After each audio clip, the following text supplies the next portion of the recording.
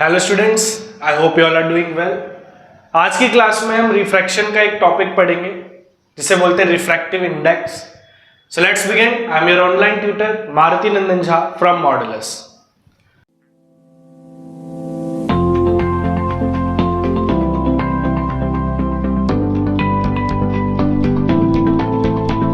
देखो refractive index होता क्या है।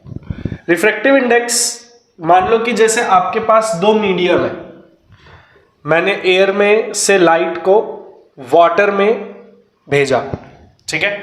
एयर से लाइट को इंसिडेंट करवाया, मतलब मैंने कहीं हवा में खड़े होकर, मान लो मैं समुद्र के पास खड़ा हूं, तो मैंने लाइट को ऑन किया बाहर, तो यहां से लाइट ऑन हुई तो उसकी रेज जो है वो वाटर में जा रही है, तो एयर से लाइट जो है वो वाटर में जाएगी। और हमें पता है कि अगर रेयर से डेंसर मीडियम में लाइट जा रही है तो अंदर की तरफ मुड़ेगी, ठीक है। इसी को हम रिफ्रैक्शन बोलते हैं।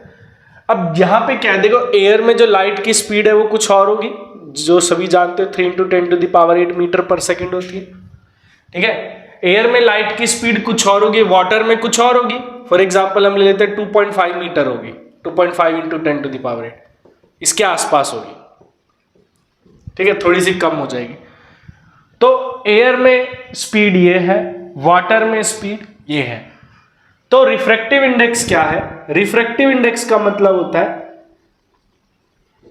लाइट की स्पीड एक मीडियम में, मीडियम 1 में, और लाइट की स्पीड दूसरे मीडियम में, मीडियम 2 में, इन दोनों का अगर हम रेशियो निकाल दें, लाइट की स्पीड का अगर रेशियो निकाल दें तो उसको हम क्या बोलते हैं? रिफ्रैक्टिव इंडेक्स, या फिर इसको बोलते हैं अपवर्तनांक। अपवर्तनांक, ठीक है। तो लाइट की स्पीड मीडियम 1 और मीडियम 2, दो मीडियम होने चाहिए इसमें आपके पास। मीडियम 1 में उसकी स्पीड कुछ और होगी और मीडियम 2 में उसकी स्पीड कुछ और होगी। तो इन दोनों की स्पीड का अगर हम रेशियो निकाल दें, अनुपात ज्ञात कर लें, दोनों को डिवाइड कर दें, तो हमें क्या मिल जाएगा? Refractive index. जैसे अगर मैं यहां पे निकालूं, तो यहां पे मान लो मेरी 3 × 10⁸ है, नीचे 2.5 × 10⁸ है, ये तो कट ही जाएगा। इसमें आ जाएगा 30/25, फिर ये 5 से कट जाएगा 6/5, ये आ जाएगा हमारा 5 × 5 5 × 2 10, 1.2 जो है हमारा वो रिफ्रैक्टिव इंडेक्स आ जाएगा, ठीक है। तो रिफ्रैक्टिव इंडेक्स क्या है? रेशियो है लाइट की स्पीड का एक मीडियम से दूसरे मीडियम में, जब लाइट एक मीडियम से दूसरे मीडियम में जाती है। इसमें ध्यान रखना है कि रिफ्रैक्टिव इंडेक्स जिसका आप निकाल रहे हो, रिफ्रैक्टिव इंडेक्स का वैसे तो सिंबल होता है, इसका सिंबल जो होता है वो n होता है। रिफ्रैक्टिव इंडेक्स का सिंबल जो होता है वो स्मॉल n होता है, n। तो इसमें देखो फॉर्मूला कैसे बनेगा इसका। रिफ्रैक्टिव इंडेक्स निकलता किसका है, कौन से मीडियम का है? जिसमें जा रही है लाइट। जैसे यहां से एयर में खड़े थे ना हम, तो एयर से लाइट कहां जा रही है? वाटर में। तो जिसमें लाइट जा रही है, जैसे यहां वाटर में जा रही है, तो रिफ्रैक्टिव इंडेक्स वाटर का निकलेगा, मतलब मीडियम 2 का निकलेगा, इसका रिफ्रैक्टिव इंडेक्स निकलेगा। और लाइट आ कहां से रही है? 1 से, तो हम इसको लिखेंगे ऐसे 1। Refractive index of medium 2 with respect to medium 1, जहां जा रही है और जहां से आ रही है, ऐसे इसमें लिखना है, इज इक्वल्स टू। अब लाइट की स्पीड वैसी लिखनी है जैसे speed of light in medium 1, जहां से लाइट आ रही है, मीडियम 1 से आ रही है और मीडियम 2 में जा रही है, तो उसको इसी तरीके से लिखना है, light in medium 2।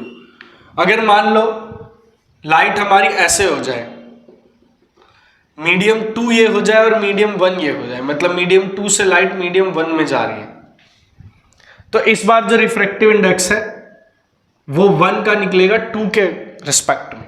Refractive index of 1, जहां जा रही है लाइट, जहां से आ रही है वो क्या होगा? 2 होगा। तो ये हो जाएगा speed of light in medium 2, medium 2 से आ रही है इस बार, और नीचे लिखेंगे speed of light in medium 1, medium 1 में जा रही है। तो इस तरीके से आप रिफ्रैक्टिव इंडेक्स कैलकुलेट करोगे। इसमें एक एब्सोल्यूट रिफ्रैक्टिव इंडेक्स की भी क्वेश्चन आता है। देखो एब्सोल्यूट रिफ्रैक्टिव इंडेक्स क्या होता है। ये तो रिफ्रैक्टिव इंडेक्स हो गया, सिंपल सा लॉजिक है कि लाइट की स्पीड दो मीडियम की पता होनी चाहिए, एक मीडियम और दो मीडियम, जहां से लाइट आ रही है और जहां लाइट जा रही है, उन दोनों की लाइट की स्पीड पता चल जाए, उन दोनों की लाइट की स्पीड पता चल जाए तो हमें रिफ्रैक्टिव इंडेक्स मिल जाएगा। एक एब्सोल्यूट रिफ्रैक्टिव इंडेक्स और आता है, एब्सोल्यूट रिफ्रैक्टिव इंडेक्स। देखिए एब्सोल्यूट रिफ्रैक्टिव इंडेक्स क्या होता है, इसमें आपका एक मीडियम जो है वो एयर होना चाहिए। एक मीडियम 1 आपका क्या होना चाहिए, एयर। मीडियम 2 कुछ भी हो, एनी मीडियम। एक मीडियम या तो एयर या फिर वैक्यूम, दोनों में से कोई एक होना चाहिए। अगर एक मीडियम हमारा एयर या वैक्यूम हो गया तो दूसरा मीडियम कुछ भी, उससे कोई फर्क नहीं पड़ता।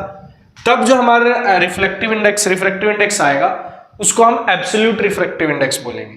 मतलब हमेशा लाइट एयर से दूसरे मीडियम में अगर या फिर वैक्यूम से दूसरे मीडियम में जा रही है, चाहे एयर से वाटर में जाए, एयर से ग्लास में जाए, एक मीडियम आपका एयर फिक्स होना चाहिए, तब हमारा जो रिफ्रैक्टिव इंडेक्स आएगा वो एब्सोल्यूट रिफ्रैक्टिव इंडेक्स आएगा।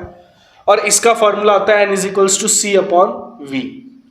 एन वही रिफ्रैक्टिव इंडेक्स का सिंबल, c यहां पर c की वैल्यू फिक्स होती है 3 × 10⁸।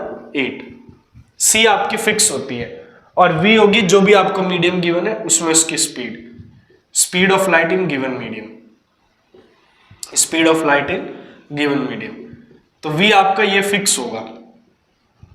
ठीक है, v आपका फिक्स होगा कि speed of light in medium कितना होगा।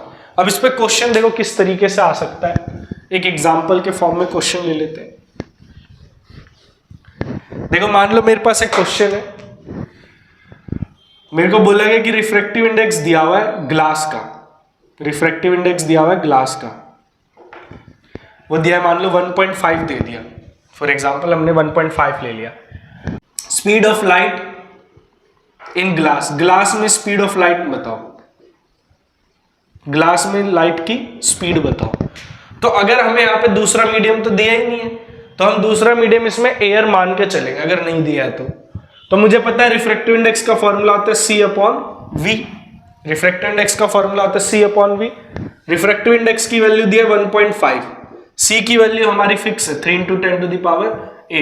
v हमें निकालना है, v मतलब वेलोसिटी, तो v इधर आ जाएगा, 1.5 इधर आ जाएगा, तो ये जाएगा v = 3 × 10⁸/1.5। यहां से इनको कट कर दोगे तो 1.5 को 2 से में आ जाएगा आपका 3, 2 × 10⁸ मीटर/सेकेंड।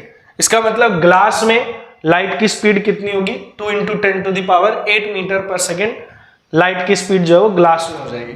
ऐसे आपको कुछ भी पूछ सकता है, क्या जरूरी नहीं है कि लाइट ही पूछा, स्पीड ही पूछा हो, स्पीड दिया होता और रिफ्रैक्टिव इंडेक्स पूछ लेता, ऐसा भी कर सकते हैं। तो इस तरीके से हम रिफ्रैक्टिव इंडेक्स के किसी भी क्वेश्चन को सॉल्व कर सकते हैं। आपको बस ये फॉर्मूला याद होना चाहिए, और अगर दिए नहीं है तो दूसरा मीडियम मतलब एयर नहीं है तो n=m1/m2 वाला फॉर्मूला आप वो लगा देना। तो इस तरीके से क्वेश्चन बन जाएंगे इसके सारे। अगर इसमें आपको कोई चीज समझ नहीं आती है तो आप कमेंट बॉक्स में कमेंट करके पूछ लेना, जो चीज भी जहाँ जो पार्ट पे समझ नहीं आता है नेक्स्ट क्लास में उसको अच्छे से इलैबोरेट करने की कोशिश करेंगे। तो मिलते हैं हम अपनी नेक्स्ट क्लास में।